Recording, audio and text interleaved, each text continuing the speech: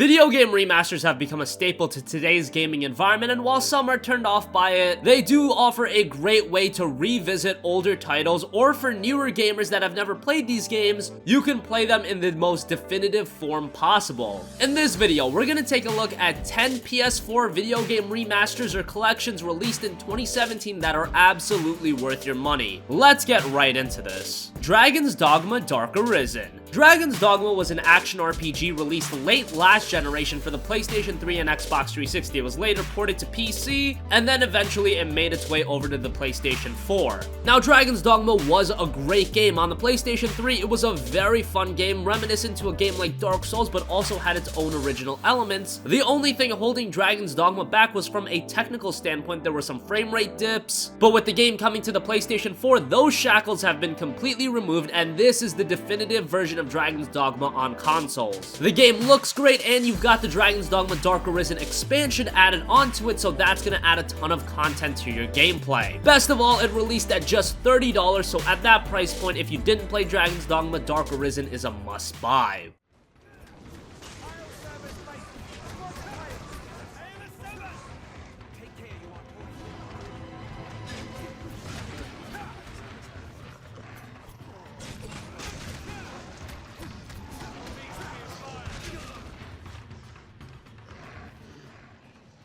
Danganronpa 1 and 2 Reloaded. Danganronpa is probably one of the zaniest video game franchises that you'll find, and it's very hard to sell to newer gamers, where they find themselves trapped in a game of mutual killing among one another. It sounds very off the wall at first, and it is, but what these games offer is brilliant storytelling that's very engaging, with great character development. If you've never played a visual novel and you're okay with those more Japanese-style experiences, Danganronpa will be a game that you'll really enjoy. This collection includes Danganronpa 1 and 2, and Danganronpa 3 was released earlier this year, but I would recommend to check out the collection first. It's a great buy.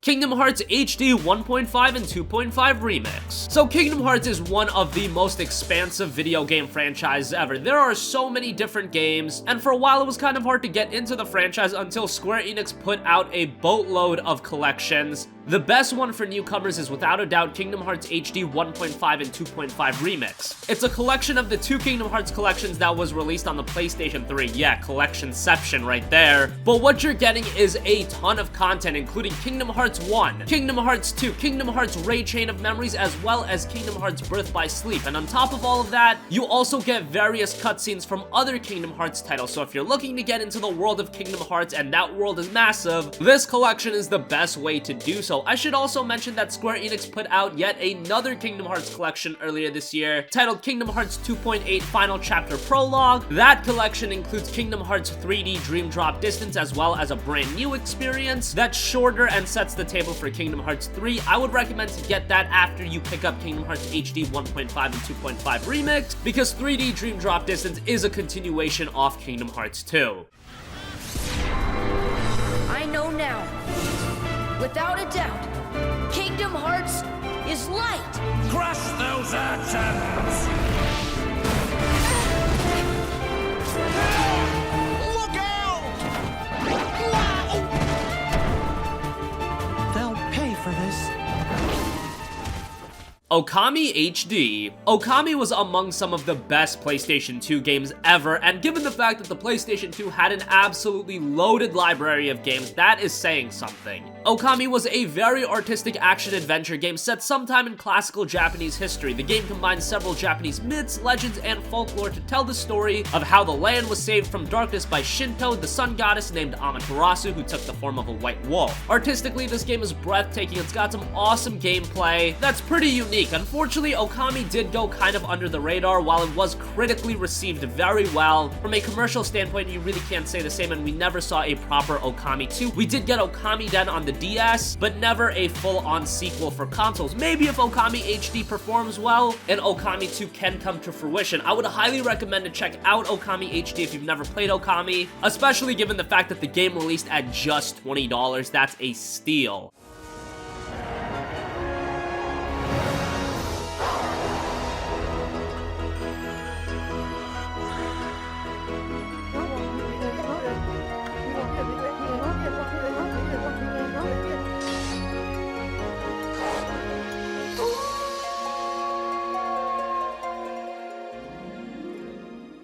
Final Fantasy XII, the Zodiac Age. Final Fantasy XII, when the game was released, probably was the black sheep of the Final Fantasy series. Many gamers were not a fan of it, but I think this is a game that has aged incredibly well, doubly so if you check out the Zodiac Age. Now, what was the problem with Final Fantasy XII? Well, the main character wasn't all too engaging. Vaughn really came across as a whiny brat, and yeah, that kind of sustains in the Zodiac Age, of course. And the gameplay was really different from the majority of Final Fantasy games. It played more like an MMO, and I feel that might have turned some people off as well, but now, in 2017, where more gamers are accustomed to that style of gameplay, I think Final Fantasy XII, the Zodiac Age is a great game to play in 2017, and even with Vaughn not being the best character, Vaughn isn't the only character in Final Fantasy XII. You've got characters like Ash and Botch that add a lot of layers to the story, and Balthier is a cool character too. There's a lot of characters to get invested into Final Fantasy XII, and by the way, this is a game that you can spend a ton of time into. We're talking north of 100 hours if you want to do everything.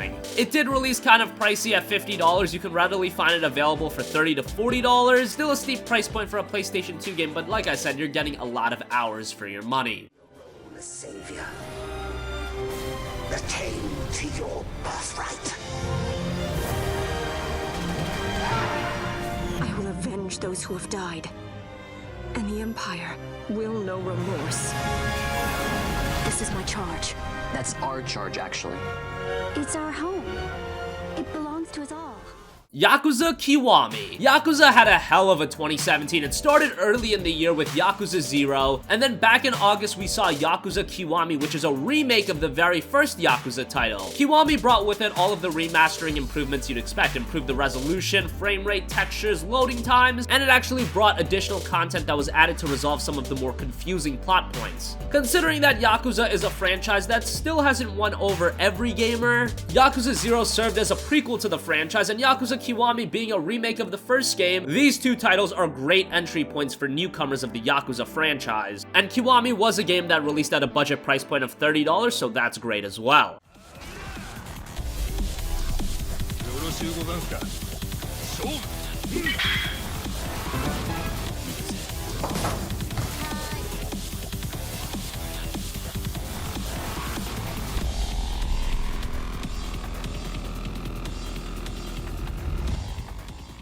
Crash Bandicoot: The Insane Trilogy. We've been wanting a brand new Crash Bandicoot game for years now, and after all our complaining, it looks like Sony and Activision kind of listened to us. We didn't get a brand new Crash game, but we did get a trilogy collection of the very first 3 Crash games, which I definitely could get behind, including Crash Bandicoot, Cortex Strikes Back, and Warped. These are fantastic platformers that still look very good today. Honestly, this collection of Crash, while these are originally PlayStation 1 games, they've done a good job modernizing the games and getting them to a point where they're still acceptable in 2017, and the platforming gameplay is just as great as ever. And you've also got fully remastered audio and cutscenes, including newly recorded dialogue from past voice actors from the franchise. Whether you've been a longtime Crash fan and you want that nostalgic experience, or you're brand new to the franchise, Crash Bandicoot Insane Trilogy is well worth your money.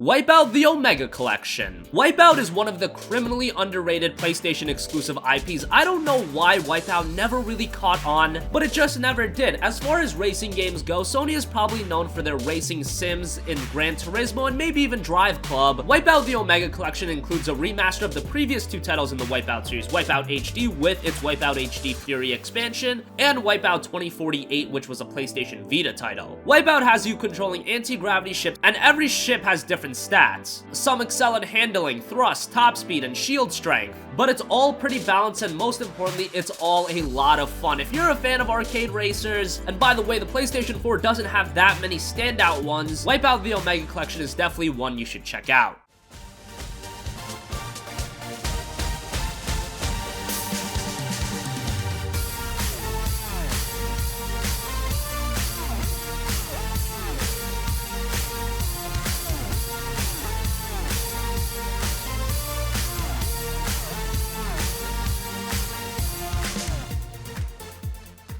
Zero Escape, the Nonary games. So we mentioned Danganronpa as a great visual novel series. Well, another one that's very good is Zero Escape. And every game in the Zero Escape franchise follows a group of 9 individuals who are kidnapped and held captive by a person who goes by the name of Zero. They're forced to play a game of life and death in order to escape. Kind of similar to the premise set in Danganronpa, but it's a far different kind of game. The gameplay itself is divided into 2 sections. Novel sections where the game's stories are played out, and escape section where the player has to solve different puzzles. The Nonary games includes 9 Hours, 9 Persons, 9 Doors, as well as Zero Escape Virtue's Last Reward. Those are the first 2 games in the franchise, and just like Danganronpa, there was a 3rd game release, but I would recommend to check out the collection first.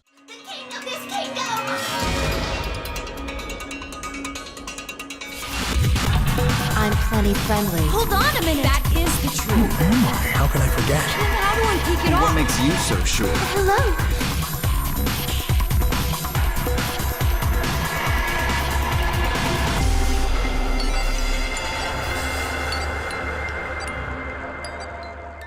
And finally, .hack GU Last Recode. One of the PlayStation 2's biggest strength was its wide array of great Japanese RPGs, and while .hack wasn't among the absolute best Japanese RPGs, it was a very good series, and with .hack GU Last Recode, it compiles all 3 games from the .hack GU line of games, as well as including an original 4th episode that's a shorter experience, but the games are very good, and the Last Recode collection is without a doubt the best way to play these games. Obviously, you've got technical refinements, the games look much better, but you've also got improvements to the gameplay such as battle tempo, and the avatar battles have been made better. And the fact of the matter was that the original release pattern for these games on the PlayStation 2 was kind of whack. How they did it was they would release each of the games that were very similar in gameplay and presentation but had different stories. They would release each episode as its own $50 release, so to get the whole experience you were paying $150. Very expensive, but with the collection you can finally get all 3 games in one package and it's great. And that 4th episode is a very nice inclusion, even though it is very short. If you're a fan of Japanese RPGs, .hack is one series that has been pretty forgotten about, so definitely give Last Recode a look.